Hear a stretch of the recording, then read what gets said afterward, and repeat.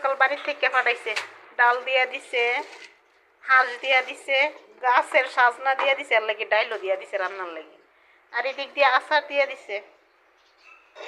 Finally এদিক দিয়ে রান্না শেষ করে নিলাম, মাশাআল্লাহ।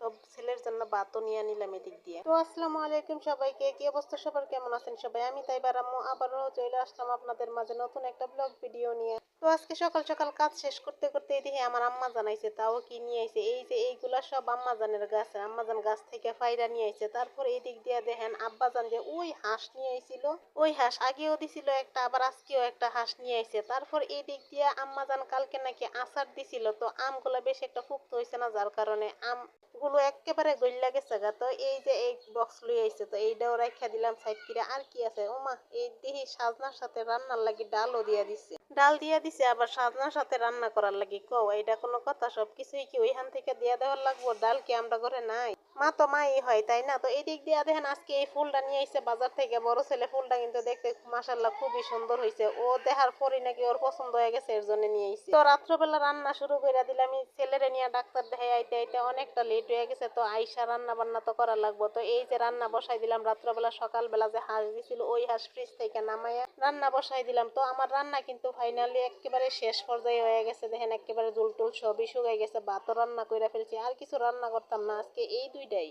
যেহেতু অনেক রাত্র হয়ে গেছে, এর জন্য। তো ছেলে বলতেছে, ছেলের নাকি খুবই খিদে লাগছে, যে বলতেছে বারবার যে আম্মু তোমার কি রান্না শেষ হয়েছে না এখনো? আমি বলতেছি যে শেষ হয়েছে, আর একটু তেলটা যদি উপরে উঠা যায় তাইলে এই রান্না বন্ধ করে দিব। তো হাঁসের মাংস একেবারে ঝোল শুকাইলাম, বেশি একটা ঝোল রাখতাম না, বলতে রাখতাম নাই, একেবারে ঝোল শুকাই লাইতেছি। তো মাশাআল্লাহ তরকারির কালারটা কিন্তু দেখতে খুবই সুন্দর হয়েছে। এই যে আমি দেখাইতেছি যে তেল উপরে বাইসা গেছে। তারপর ওই চুলাতে ভাতও রান্না করে নিলাম। ভাত কিন্তু বেশি একটা রান্না করছি না, যে ভাত রান্না করছি দেখতে বেশি লাগতেছে, কিন্তু ভাত অল্প রান্না করছি। আর ছেলে বলতেছে যে অনেক দেরি হয়ে গেছে, আমরা ঘুমামো কোন সময়? তো এদিক দিয়া দেখেন আজকে যে গেছিলাম ছেলেরে নিয়ে ডাক্তারের কাছে, তো এই যে একটা টুনটুনি ফাঁকি নিয়ে আইছে, দেখতে কিন্তু মাশাআল্লাহ খুবই সুন্দর। আনার পর এরকম ভাবে দৌড়াদৌড়ি করতেছে, আর আমার ওই যে প্রবাসী জামাই ফোন থেকে বারবার বলতেছে কি যে এইগুলা কেড়ে আনছে রুমের মধ্যে, এইগুলা প্রচুর গন্ধ করে, এইটারে বের কইরা কোনো হানে দিয়াও, এইগুলা ঘরে রাখো না। তো জামাই মেয়েরে বললাম আচ্ছা ঘরে রাখতাম না, সমস্যা নাই, এইটা 2 দিন থাকুক, তারপর বাড়িতে নিয়ে দিয়ে এখন মতো। এদিক দিয়ে দেখেন এইটা মাশাআল্লাহ খুবই সুন্দর করে সারাক্ষণ দৌড়াদৌড়ি করতেছে। তো এই দিক দিয়ে আমি খরগোশটারে নিচে নামাই নিলাম, নামাইয়া সুন্দর করে হাতরারে দিয়া নিলাম।